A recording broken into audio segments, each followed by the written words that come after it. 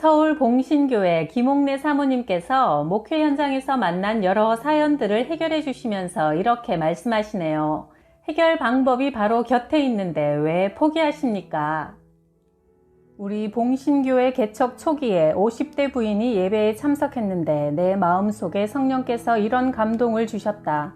이 사람은 내가 보낸 사람이니 그에게 가서 그를 위해 기도해 주어라. 처음 만난 사람에게 덥석 손을 잡고 기도해 주기가 용기가 나지 않아서 망설이는데 서너 번 계속 감동이 오기에 그분에게 다가가 기도해 드릴까요? 했더니 기도해 달라고 한다. 그래서 그의 등에 손을 가만히 대고 기도하는데 하나님께서 내 마음에 이런 음성을 주셨다. 너는 장로의 딸로서 어찌하여 오늘날까지 주일도 못 지키고 헌금 생활에도 인색하냐? 그렇게 어렵게 살면서도 왜 깨닫지를 못하느냐? 네 모든 짐을 내가 대신 져주었는데 왜 아직도 짐을 네가 지고 있느냐? 그러자 그녀가 울기 시작했다. 하나님께서 마지막으로 주신 말씀은 이것이었다. 빚지게 하는 악한 영이 19년 전부터 너에게 들어와 너를 괴롭히고 있다. 그러자 더 설게 소리 높여 울었다. 정말 장로님 따님이세요? 예, 저의 아버님은 모 성결교회 장로님이셨습니다. 또 결혼도 장로님 아들과 했는데 그 교회에 시험이 드는 바람에 남편은 잠시 쉰다는 것이 지금까지 10년째 쉬고 있고요. 저는 다른 교회에 나가고 있어요. 빚지게 하는 악한 영이 19년 전부터 와서 괴롭힌다고 하던데 빚이 있습니까?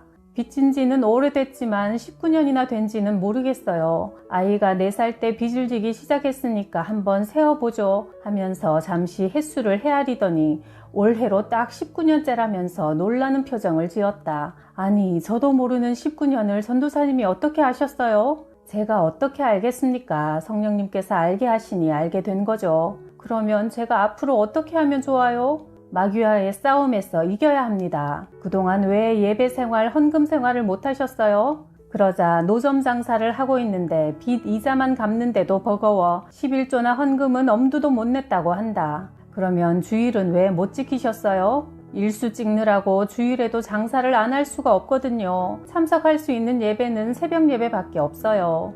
그러면 앞으로 이렇게 한번 해보세요. 가게 문 열기 전에 교회 와서 기도하고 가게 문 닫고 난 뒤에 한 번 더 와서 기도하세요. 저도 성도님을 위해 기도하겠습니다. 그렇게 하루 2번의 기도가 시작되었다. 그런데 어느 날 교회 계단을 올라오는데 온몸에 소름이 끼치고 무서운 마음이 들어서 도무지 예배당 안에 못 들어오겠더란다. 내가 그에게 미리 이렇게 당부해 두었다. 예배나 기도회에 나오기 싫은 날 꼭 이기고 나와야지. 그렇지 않으면 사탄에게 지게 됩니다. 그날따라 교회 오기가 무척 싫었지만 그 마음을 이기고 왔는데 교회 앞에 오니 들어가기가 무섭더라는 것이다. 겨우 들어와서 늘 앉던 앞자리까지도 못 가고 중간쯤 앉아 눈을 뜨고 하나님 아버지 무서워요 라고 기도하는 걸 목사님이 보고는 안수기도를 해주었다. 그러자 그녀가 통곡을 하면서 쓰러졌고 한참 뒤 엉엉 울면서 일어나더니 머리가 뻥 뚫린 것처럼 시원하다고 했다. 빚지게 하는 악한 영이 떠나간 것이다. 마음에 기쁨이 넘쳤다. 그런데 희한한 일이 또 생겼다. 안수기도를 받고 장사를 하러 계단을 내려가는데 난데없이 안양으로 가라는 음성이 들리더란다. 누가 있나 해서 주위를 살펴봐도 아무도 없는데 그런 소리가 들려온 것이다. 그런데 마침 노점에 와 있던 시누이가 이렇게 말했다. 언니, 이제 노점 장사 그만하고 식당을 한번 해봐요. 누가 그걸 할 줄 몰라서 안 하나? 돈이 없어 못하지? 언니, 누가 저한테 300만 원을 무이자로 쓰라고 주던데 이거 받는 순간 언니한테 가게를 얻어주고 싶은 마음이 들었어요. 제가 어제 안양에 볼일 보러 갔다가 식당 하기 딱 좋은 자리를 하나 봤거든요. 한번 같이 가볼래요? 기도를 시작한 지 28일 만에 악한 영이 떠나가고 그런 기적이 잇따라 일어난 것이다. 손님이 바글바글한 그 가게를 인수해서 장사를 시작했는데 3년 만에 빚을 다 갚고 집까지 샀다. 지금은 이분이 우리 교회 수석 장로님의 아내이자 권사님이 되어 주님을 잘 섬기고 있다. 하나님과의 관계가 바로 서면 악한 영은 떠나가게 되어 있다.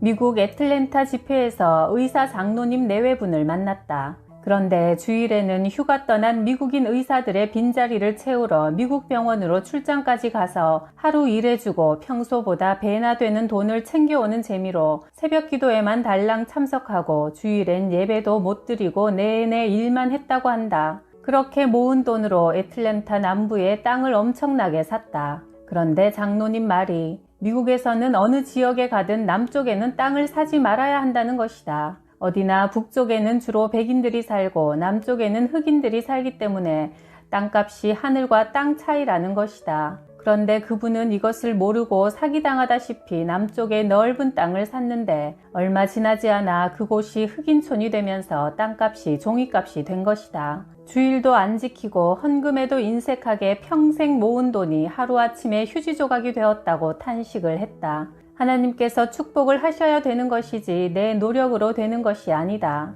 피땀 흘려 번 돈을 마귀가 종이 쪽지로 만드는 것은 한순간이다. 물질의 소유주가 하나님이지 내가 아니라는 것을 잊지 말아야 한다. 하나님과의 관계가 바로 설 때 하나님께서 물질이 새어나가지 않도록 막아주신다. 요한복음 10장 10절에서 예수님은 자신이 이 땅에 오신 목적에 대해 이렇게 말씀하셨다. 도둑이 오는 것은 도둑질하고 죽이고 멸망시키려는 것뿐이요. 내가 온 것은 양으로 생명을 얻게 하고 더 풍성히 얻게 하려는 것이라. 주님께 가장 귀한 것을 드리고 싶은 마음으로 충만했던 나는 나 자신을 드리고 싶어서 주의 종이 되게 해달라고 신학교에 보내달라고 기도하기 시작했다. 그 무렵 교회에서 부흥 집회가 있었는데 김익두 목사님의 제자라는 양춘식 목사님이 강사로 오셨다. 그 부흥회 때 내가 특별히 붙잡은 메시지가 바로 특별히 기도하면 특별히 쓰임받고 보통으로 기도하면 보통으로 쓰임받는다는 말씀이었다. 부흥 강사 목사님은 계룡산 정상에서 40일 동안 금식 기도를 하실 정도로 특별히 기도하는 분이었다. 그래, 나도 이제부터 특별한 기도를 드려보자 하는 열망이 불같이 일어났다. 집에서 걸어서 40분 거리에 있는 공동묘지가 생각났다. 예수님을 알기 전에 시집 한 건과 하모니카를 들고 그곳에 올라가 죽을 궁리를 하곤 했던 그곳이 기도하기에 가장 적합하겠다는 생각이 들었다. 그래서 부흥회 끝난 그날 밤부터 당장 시작해서 40일 동안 밤마다 공동묘지로 올라가서 기도했다. 그때가 한겨울이었는데 눈이 허리까지 와서 기도처까지 가지 못하고 도중에 길가에 엎드려 기도하는 한이 있어도 하루도 거르지 않고 40일을 채워 기도했다.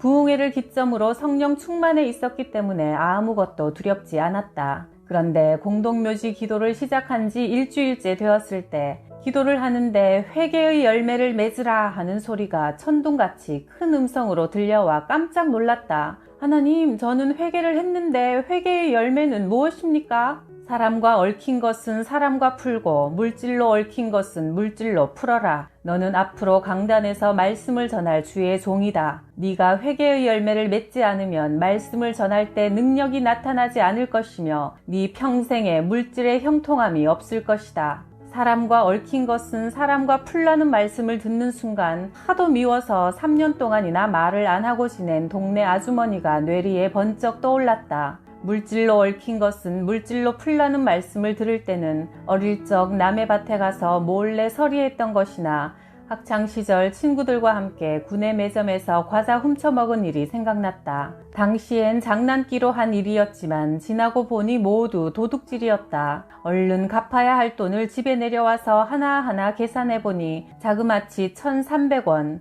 그 당시 물가로는 쌀 반가마 값이었다.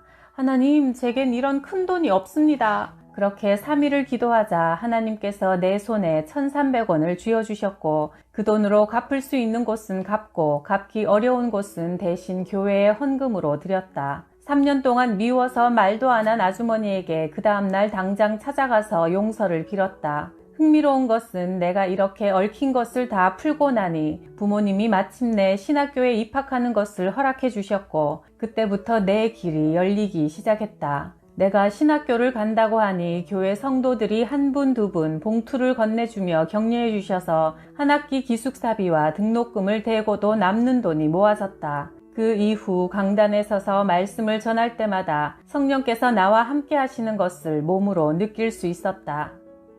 IMF 무렵 어느 교회에 집회를 인도하러 갔더니 그 교회 장로님이 부도가 나서 그 교회를 떠나셨다는 말을 들었다. 그런데 그 교회 교인들 중에 장로님께 돈 물린 사람들이 있어서 그 장로님 집에 차압을 붙여 장로님 가족이 길에 나앉게 된 상황에서 부흥회를 연 것이다. 내가 설교하면서 이런 얘기를 했다. 그 장로님이 돈 있을 때 식사 대접하면 다들 와서 잘 얻어먹고 그 장로님이 헌금을 바쳐 충성하면 다 좋아했죠. 그런데 그 장로님이 지금 어려워 교회도 못 나오고 피해 있을 형편이 되니 다들 등 돌리는 것이 하나님 보시기에 올바른 일입니까? 망하고 어려웠을 때 돕는 것이 우리 그리스도인들입니다. 10사람이 한 사람 살리기는 쉽습니다. 이 교회에서 장로님을 살려야 합니다. 여러분이 십시일반으로 돈을 걷어서 우리 장로님께 방 한 칸이라도 장만해 드려야 합니다.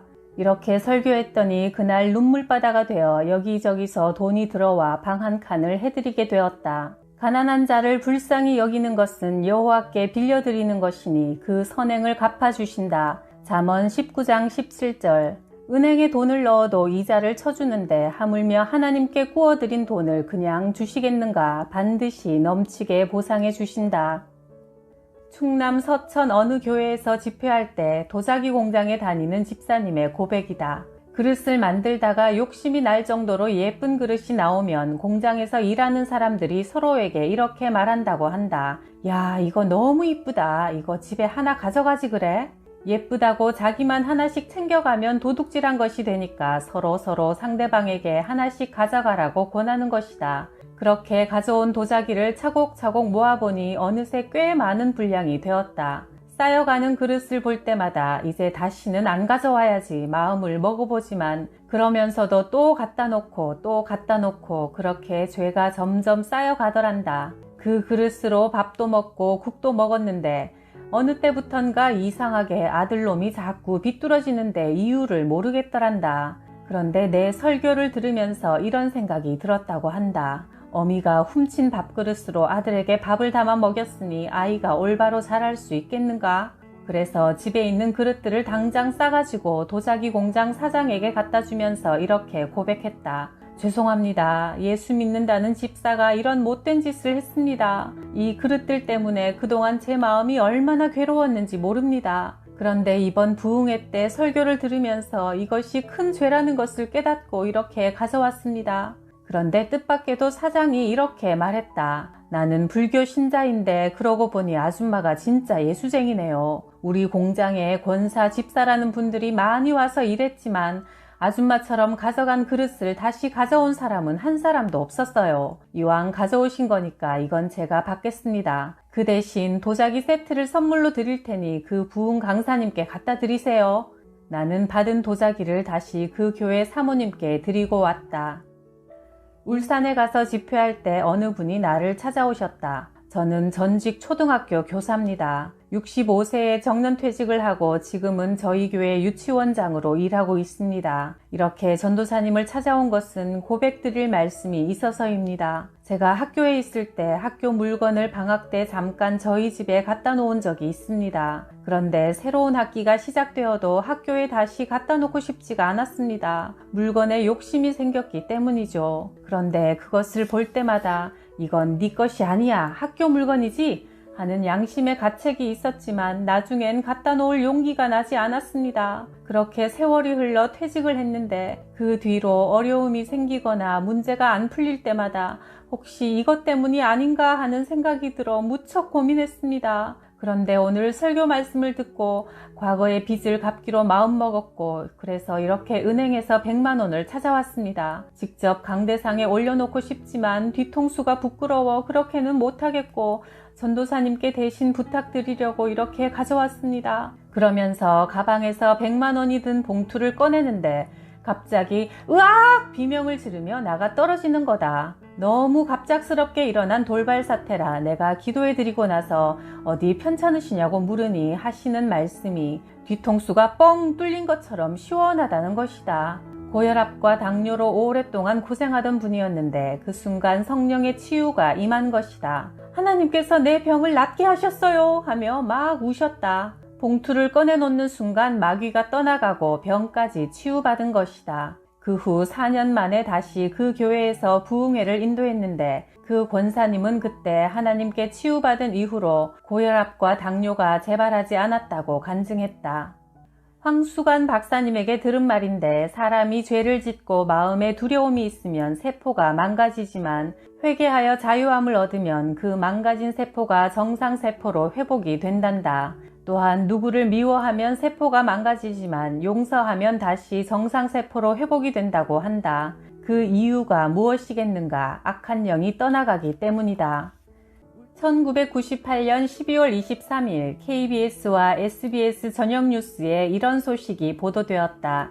전라남도 여수에 사는 김모 씨가 서울 강남에 있는 6호화 백화점에 15,000원을 동봉한 편지를 보내왔다. 사연인즉슨 16년 전 6호화 백화점에서 비누 한 상자를 훔쳤는데 훔친 비누를 쓸 때마다 너는 도둑놈이다 라는 양심의 가책을 받다가 16년이 지난 지금 김옥래 사모의 책 왜 포기하십니까를 읽고 크게 찔림을 받아 비누값과 함께 참여의 편지를 써보낸 것이다. 이 사건을 보도한 KBS 기자는 이것보다 더 큰 도둑질을 한 사람들은 떳떳이 거리를 활보하고 사는데 이분의 참여의 모습은 오늘 우리 시대에 큰 감동을 준다고 전했다. 죄를 짓는 자는 마귀에게 속하나니 마귀는 처음부터 범죄함이라. 하나님의 아들이 나타나신 것은 마귀의 일을 멸하려 하심이라. 요한일서 3장 8절. 집회를 하면서 보면 마귀가 가장 많이 떠나갈 때가 바로 사람들이 회개할 때다. 쓰레기가 있는 한 새앙쥐가 항상 쓰레기통으로 들어올 수밖에 없다. 그러나 쓰레기통을 깨끗하게 해놓으면 아무것도 드나들지 않는다. 심령에 쌓여있는 죄악의 쓰레기가 깨끗이 청소될 때 쓰레기를 뒤지던 쥐떼는 떠나갈 것이다. 무엇이든지 너희가 땅에서 매면 하늘에서도 매일 것이요 무엇이든지 땅에서 풀면 하늘에서도 풀릴 것이다. 마태복음 18장 18절 말씀.